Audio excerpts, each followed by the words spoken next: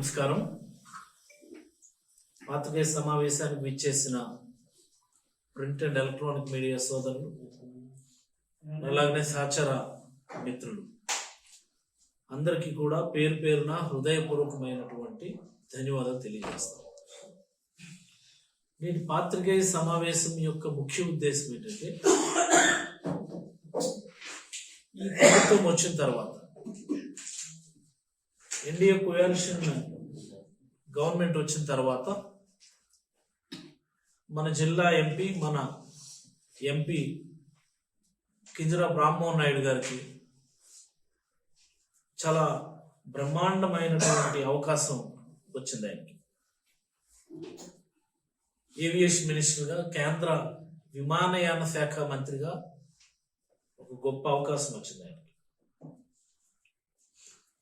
గతంలో ఇదే కింజరాపు రామ్మోహన్ నాయుడు గారికి, మన గౌరవ ఎంపీ గారికి నేనే విమర్శించాను. ఊరు వాడ కూడా వెళ్ళి విమర్శించాను నేనే. 2 పర్యాయాలు మీరు ఎంపీ అయ్యారు, ఈ జిల్లాకు మీరు చేసింది ఏంటి అని. స్టీల్ బెంచీలు ఎంపీ అని చెప్పి కూడా నేనే విమర్శించాను. I'm telling the truth. ఈరోజు అదే ఎంపీ గారికి కేంద్ర మంత్రి పదవి రావడం జిల్లా వాసులందరూ కూడా చాలా సంతోషించారు. పదవి వచ్చిందే తడువు, ఆయన కూడా ఈ జిల్లాకి ఏదో ఒకటి చెయ్యాలన్నటువంటి ఆలోచనతో ఉన్నట్టుగా అనిపించింది మాకు. నిజమా కాదనే దాని విషయం పక్కన పెడితే అనిపించింది. శ్రీకాకుళం జిల్లాలో ఎయిర్పోర్ట్ కడతాము అని చెప్పి ఆయన అన్నారు. చాలా సంతోషం. ఇంచేతంటే గతంలో ఎప్పుడు ఏ నాయకులు వచ్చినా సరే నేను చిన్నప్పటి నుండి చూస్తుండేవాడు. ఈ జిల్లా వెనకబడింది, ఈ జిల్లా వెనకబడింది, వెనక నెట్టివేయబడింది అన్నటువంటి పరిస్థితుల నుంచి జగన్మోహన్ రెడ్డి గారిని ఒప్పించి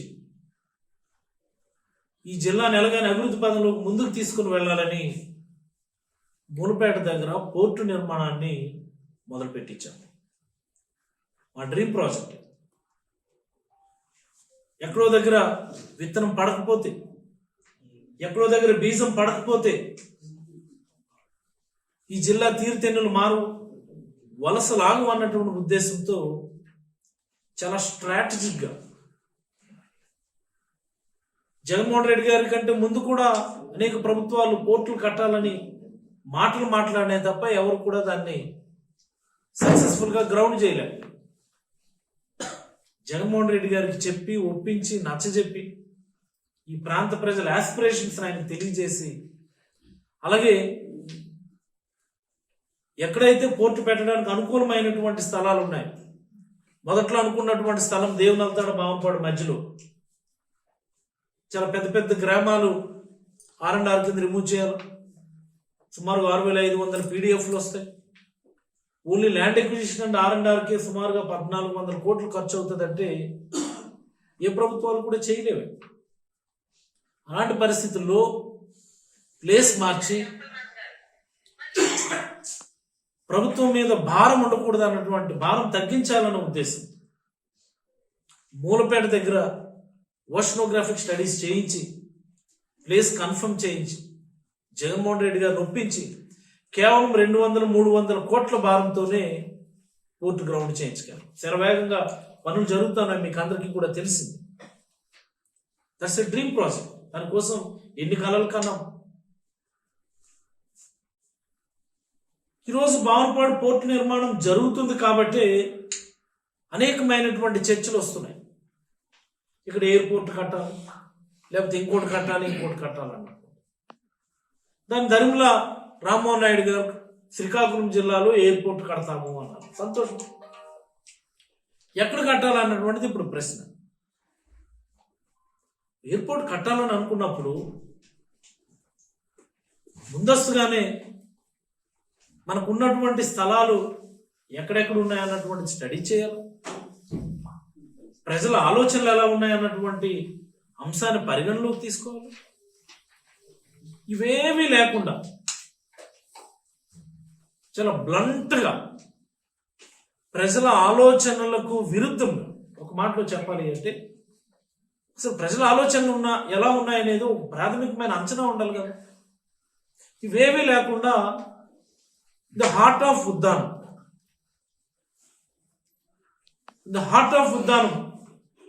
రాంపురం పంచాయతీ అనేది హార్ట్ ఆఫ్ ఉద్దానం. అటువైపు సోంపేట కంచిలీకి ఇటువైపు అప్ టు వజుర్కొత్తూరు వరకు తీసుకుంటే కరెక్ట్ సెంటర్లో ఉంటుంది.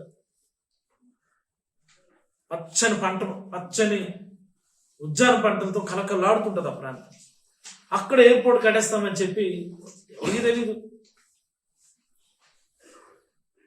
ఆల్రెడీ మార్కింగ్ చేశారు, బెనిఫిషరీస్ లిస్ట్ ప్రిపేర్ చేశారు, ఇంత డబ్బులు వస్తాయని చెప్పేసి ఆల్రెడీ జనాలందరికీ ఆన్లైన్కి వచ్చింది. అంటే ప్రజలు ఎలా ఆలోచిస్తారు? జనరల్గా మనం మాట్లాడుకుందాం, ఇదేంటి మా ఊర్లోనో మా ప్రాంతాల్లోనో లేకపోతే మా భూముల్లోనో ఎయిర్పోర్ట్ కడతామంటే కనీస సమాచారం మాకు ఇవ్వకుండా, ఇదిగో ఈ ప్రాంతంలో ఎయిర్పోర్ట్ వచ్చే అవకాశం ఉంది, పలానా భూములు ప్రభావితమయ్యే అవకాశం ఉంది అన్నటువంటి ముందస్తు సమాచారం కూడా లేకుండా మీకు మీరే నోటిఫికేషన్ వేసి సర్వే చేసి సర్వే నెంబర్ రిలీజ్ చేసి ఫార్మర్స్ లిస్ట్ రిలీజ్ చేసి ఇక్కడ ఎయిర్పోర్ట్ కట్టేస్తున్నామని చెప్పేస్తే ప్రజల మనోభావాలు దెబ్బతినవా?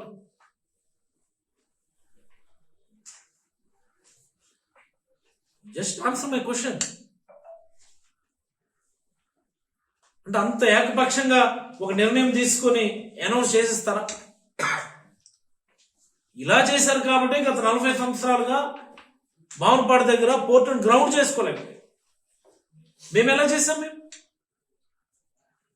ఎక్కడైనా చిన్న పిసర కన్ఫ్రంటేషన్ వచ్చిందా? అంత పెద్ద ప్రాజెక్ట్ గ్రౌండ్ చేసినప్పుడు, కోనపేట పోర్ట్ గ్రౌండ్ చేసినప్పుడు మీరెందుకు చేయలేకపోతున్నారు? నేను చూస్తున్నాను సోషల్ మీడియాలో, ఇలా అయితే శ్రీకాకుళం జిల్లా ఎలా అభివృద్ధి చెందుతుంది? సంబంధం లేకుండా, అవగాహన లేకుండా, కనీస సమాచారం లేకుండా అనౌన్స్ చేసేస్తే ప్రజలు ఉద్యమాలు చేయరండి.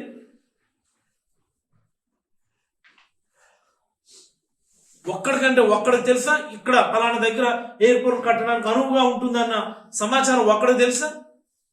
అవుట్ అండ్ అవుట్ గా ఎంఆర్ఓలు, ఆర్డీఓలు, ఏవియేషన్ అధికారులు వెళ్ళిపోయి ఇక్కడే మేము ఎయిర్పోర్ట్ కడతాం, మిమ్మల్ని అందరూ ఖాళీ చేస్తాం, దాన్ని తరిమేస్తామంటే ప్రజలు ఉద్యమాలు చేయరా?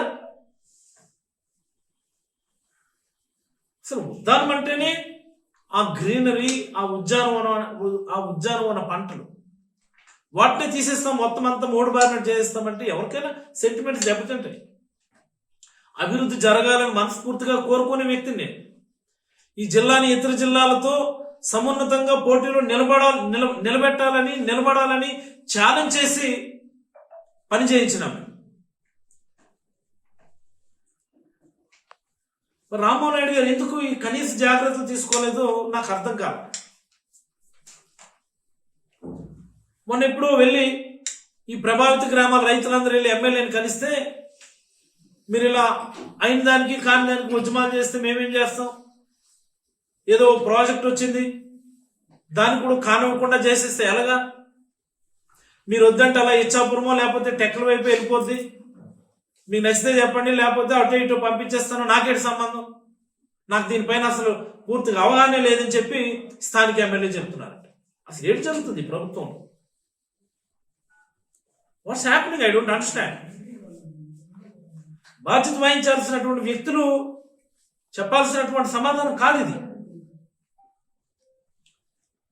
అవుట్ అండ్ అవుట్ గా మీరు ప్రతిదానికి ఉద్యమాలు చేస్తే మేమేం చేస్తాం? ఏదో ఒక ప్రాజెక్ట్ వచ్చింది కదా, ఓకే చేయాలి కదా, ఒప్పుకోవాలి కదా. మీరు వద్దంటే ఇచ్చాపురం పంపించేస్తాము, లేకపోతే టెక్కలు పంపించేస్తాం. ఏంటి ఇది? నాకు అర్థమవుతుంది. ఇదేనో చిన్న బస్ స్టాండా? ఎయిర్పోర్ట్ అంటే దానికే 100,000 ఎకరాలు కావాలి. దానికి సంబంధించినటువంటి యాన్సిలియరీ ఇన్స్టిట్యూట్స్, ఆర్గనైజేషన్స్, లేకపోతే ఇంకా రావాలంటే ఇంకా దానికి కొన్ని 1,000 ఎకరాలు కావాలా? అలాంటిది హార్ట్ ఆఫ్ ది ఉద్యానంలో పెట్టి అది కనీస సమాచారం లేకుండా మీరు అనౌన్స్ చేసి ప్రజలేమో ఉద్యమాలు చేస్తున్నారు అంటే అది సరికాదు. ప్రజలకు సరైన సమాచారం ఇవ్వకపోవడం వల్ల వచ్చినటువంటి సమస్య. అయినా కనీసం మీరు స్టడీ చేశారా? టెక్కల్లో కానీ, పలాసలో కానీ, ఇచ్చాపురంలో కానీ ఎయిర్పోర్ట్ కట్టడానికి అనువైనటువంటి స్థలాలు ఏమున్నాయన్నటువంటిది కనీస స్టడీ ఎవరైనా చేశారా? మూలపేట పోర్టు కడుతున్నప్పుడు దానికి మేము చేసినటువంటి సాధన మీకు ఒకసారి నేను చెప్తాను. స్మాలెస్ట్ ఏరియా ఎఫెక్టెడ్ అన్నట్టు మేము ఐడెంటిఫై చేసాం. గత ప్రభుత్వాలు పెట్టినటువంటి proposal 6500 PDF దేవనల్తాడు, Bhavanapadu 2 villages entire గా రిమూవ్ చేయాలి, 6500 మంది PDFని డిస్ప్లేస్ చేయాలి అంటే ఈసారి కేవలం 450 PDF మినిమైజ్ చేసి జరాయితీలో 400 సుమారుగా 450 ఎకరాలకి లిమిట్ చేసి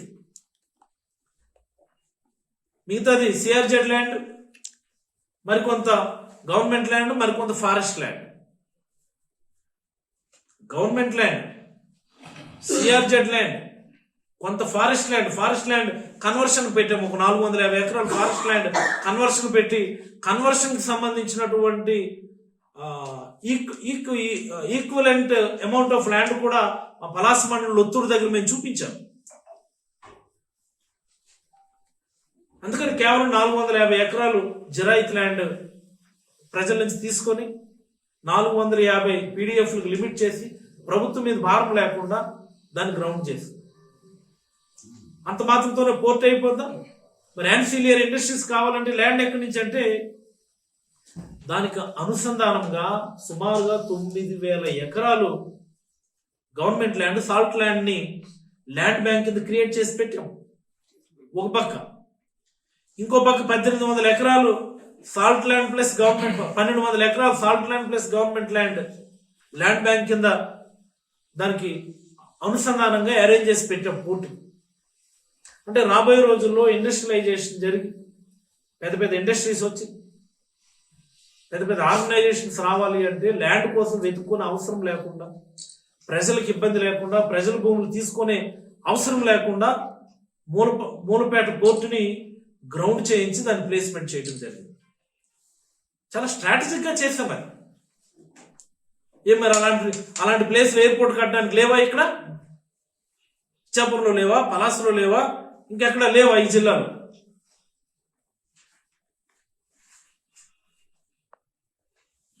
అందుకనే ప్రజల ఉద్యమాలు ఏదైతే మందస వజపకొత్తూరు మండల ప్రజల ఉద్యమం చేస్తున్నారో వాళ్లకు మద్దతుగా ప్రజల యొక్క సెంటిమెంట్స్ ని గౌరవించాలని చెప్పి ఈ ప్రభుత్వానికి నేను విజ్ఞప్తి చేస్తూ నేను ఒక ప్రపోజల్ ఈ ప్రభుత్వం ముందు పెట్టాలన్నటువంటి ఆలోచనతో ఈరోజు మీ ముందుకు రావడం జరిగింది. ఒక ప్రపోజల్ ఈ ప్రాంతంలోనే, ఈ ఉద్దాన ప్రాంతంలోనే, ఈ పలాస నియోజకవర్గంలోనే ఎయిర్పోర్ట్ ఎలా కట్టాలి, రైతులకు ఇబ్బంది లేకుండా ఎలా కట్టాలి, మోస్ట్ ఇంపార్టెంట్ పాయింట్. 1 ఎకరా ల్యాండ్ కూడా ఎక్వైర్ చేయకుండా, 1 ఎకరా ల్యాండ్ రైతు నుంచి తీసుకోకుండా, 1 గ్రామాన్ని కూడా మీరు R&R కింద డిస్ప్లేస్ చేయకుండా, 1 PDF కి కూడా డబ్బులు ఇచ్చే అవసరం లేకుండా ఈ పలాస నియోజకవర్గంలోనే మన ఉద్దాన ప్రాంతంలోనే ఎయిర్పోర్ట్ కట్టడానికి బ్రహ్మాండమైనటువంటి అవకాశం ఉంది. ఆ ప్రపోజల్ని పలాస నియోజకవర్గ ప్రజల తరపున, శ్రీకాకుళం జిల్లా ప్రజల తరపున శ్రీకాంత్ పెడతాడు. మీకు ఆల్రెడీ నీకు ఫార్వర్డ్ చేస్తాను, అన్ని ప్రెస్ గ్రూపుల్లో అందరికీ ఫార్వర్డ్ చేస్తాను. So if you look at this map, ఈ మ్యాప్ మీరు ఒకసారి పరిశీలిస్తే మిత్రులారా, ఇది బెండిగేట్ జంక్షన్, ఇది వెంకటాపురం జంక్షన్, ఇది NH16 మీద ఉన్నటువంటి వెంకటాపురం జంక్షన్. దాని నుంచి వస్తున్నటువంటి ఫ్లైఓవర్ ఇది బెండిగేట్ జంక్షన్. ఇది బెండి విలేజ్, ఇది వజల్కొత్తూరు విలేజ్, ఇది నువ్వులరేవ్ విలేజ్, ఇక్కడ మంచిలపేట విలేజ్. సో మనం బెండిగేట్ జంక్షన్ మీదుగా బెండి విలేజ్ క్రాస్ అయిన తర్వాత నగరంపల్లి పంచాయతీ పరిధిలో సుమారుగా 1850 ఎకరాలు 1850 ఎకరాల సాల్ట్ ల్యాండ్స్ ఉన్నాయి. సాల్ట్ ల్యాండ్స్ అంటే కేంద్ర ప్రభుత్వ భూములు 1850 ఎకరాలు ఉన్నాయి. నేను రౌండప్ చేశాను ఇక్కడ 1849.5 అంటే 1849.5 అంటే 1850 ఎకరాలు సాల్ట్ ల్యాండ్స్ ఉన్నాయి. మార్క్ చేశాను నేను. ఈ 1850 ఎకరాల మధ్యలో ఒక మూలకి, సో దీనికి సంబంధించిన మ్యాప్ మీకు ఇప్పుడు చూపిస్తాను. So this is the map. Revenue వాళ్ళతో నేను తయారు చేయించుకున్నటువంటి మ్యాప్. 1849.62 ఎకరాలు. ఇక్కడ మీకు వైట్ స్పాట్ లో కనిపిస్తున్నటువంటిది పూడిలంక స్మాల్ విలేజ్. ఇది సుమారుగా మొత్తం 90 ఎకరాలు. ఇది జరాయితీ సంబంధం లేదు. ఈ 90 ఎకరాలు అనేది 1850 ఎకరాలు ఇంక్లూడ్ అవ్వాలి. ఇక్కడ ఒక స్మాల్ స్ట్రిప్ జరాయితీ ల్యాండ్ ఉంది. అది సుమారుగా 40 ఎకరాలు ఉంది. 40-50 ఎకరాలు ఉంది. అది జరాయితీ. అది కూడా ఇందులో ఈ 1850 ఎకరాలు ఇంక్లూడ్ చేయలేదు. దిస్ ఈజ్ టోటల్ గా చాలా చక్కనైనటువంటి సింగిల్ బిట్. 1850 ఎకరాల single bit government land, salt lands. దీన్ని కొద్దిగా మనం హైట్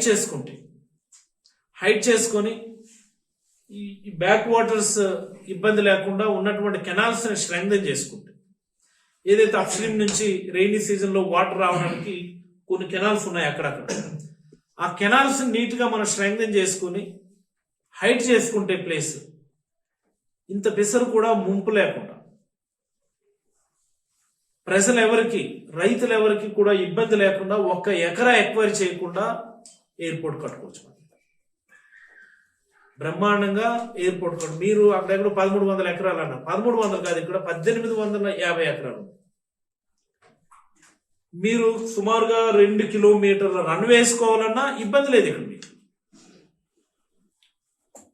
ఎంత పెద్ద రన్వే వేసుకున్నా సరే, 2-3 రన్వేలు వేసుకుంటామన్నా సరే మీకు కావాల్సినంత ప్లేస్ ఉందా. మరి అలాగనే మీరు ఒకసారి అబ్జర్వ్ చేస్తే, ఇది మన పలాస కాసిబుగ్గ మున్సిపాలిటీది NH16. దిస్ ఈజ్ ది, నా ఉద్దేశంలో నేను చెప్తున్నటువంటి సైట్ ఇది. సాల్ట్ ల్యాండ్స్ ఇవి. హైవే నుంచి ఈ ప్లేస్కి రావాలి అంటే ఎగ్జాక్ట్లీ 3.5 to 4 కిలోమీటర్స్ ఉంటుంది. హైవే NH16 నుంచి ఈ సాల్ట్ ల్యాండ్స్ ఏరియాకి రావాలి అంటే 3.5 నుంచి 4 కిలోమీటర్ల దూరం. 3.5 నుంచి 4 కిలోమీటర్లే దూరం. అండ్ మోస్ట్ ఇంపార్టెంట్లీ దానికి ఆల్రెడీ మేము అక్కడ డబుల్ రోడ్ శాంక్షన్ చేసినాం. Works are in progress. అంటే 7 మీటర్స్ రోడ్డు పనులు జరుగుతూ ఉన్నాయి. ఎయిర్పోర్ట్ అన్నాక ఖచ్చితంగా దానికి ఒక గ్రీన్ఫీల్డ్ హైవే అనేది ఒకటి తయారు చేసి పెట్టాలి. అంటే మళ్ళీ హైవే వేయడానికి, ఎయిర్పోర్ట్ వరకు హైవే వేయడానికి ల్యాండ్ ఎక్విజిషన్ చేయాలి. ఆ ల్యాండ్ ఎక్విజిషన్ కూడా చాలా ఈజీ. దీనికి ఆ 4 కిలోమీటర్ లెంగ్త్ లో 2 కిలోమీటర్లు టోటల్ గవర్నమెంట్ ల్యాండే ఉంది. బెండి కొండ ఉంటుంది. బెండు కొండ ఆల్రెడీ చదును చేసినటువంటి బెండు కొండ ఉంటుంది ఒక పక్క. 2 కిలోమీటర్లు 1 ఇంచు నేల కూడా మీరు ఎక్వైర్ చేయకుండా హైవే తయారు చేయొచ్చు. ఇంకో 2 కిలోమీటర్లో నామినల్ గా మీరు ల్యాండ్ ఎక్వైర్ చేసుకుంటే బ్రహ్మాండమైనటువంటి హైవే ఎయిర్పోర్ట్ సైట్ మీకు తయారైపోతుంది. దానికి కిందనే హార్బర్ వస్తుంది. చాలా బ్రహ్మాండంగా ఉంటుంది. అందరికీ కూడా ఎవరికి ఇబ్బంది లేదు ఈ నియోజకవర్గంలోని, ఈ ప్రాంతంలోని. అండ్ మోస్ట్ ఇంపార్టెంట్లీ మరొక ముఖ్యమైనటువంటి మాట, ఎయిర్పోర్ట్ నుంచి పోర్ట్ కనెక్టివిటీ గురించి మాట్లాడతాం.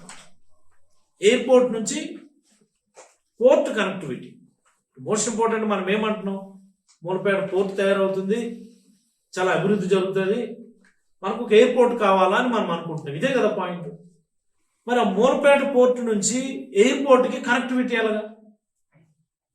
మీరు ఎక్కడో రాంపురంలోనో, బేతాల్పురం, బిడిమిలోనో, ఉంకలూరులోనో పెడితే very difficult to establish direct connectivity with the port. Very difficult to establish direct connectivity.